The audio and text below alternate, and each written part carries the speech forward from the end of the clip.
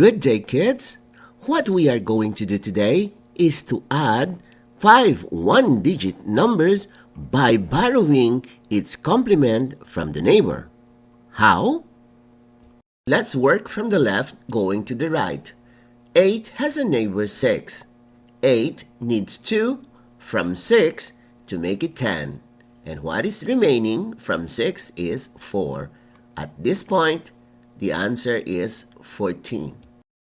14 needs 6 from the neighbor 7 to make it 20. What is left is 1.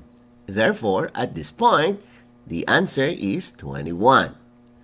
Let's move on to the next number. 21 needs 9 from the neighbor to make it 30.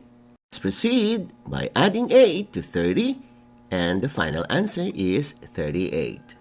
To countercheck your answer, all you have to do is to add from right to left. Hi, my name is Athena Sandy M. Catalia. 12, 18, 24, 33. 15, 21, 27, 33.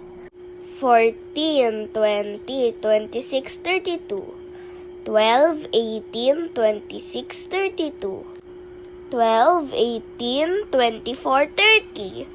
12, 18, 24, 30. 12, 18, 27, 32. 14, 20, 28, 32. 17, 23, 32, 37. 14, 20, 28, 37. 9, 15, 24, 32. 17, 23, 26, 32. 12, 18, 26, 32. 14, 20, 28, 32.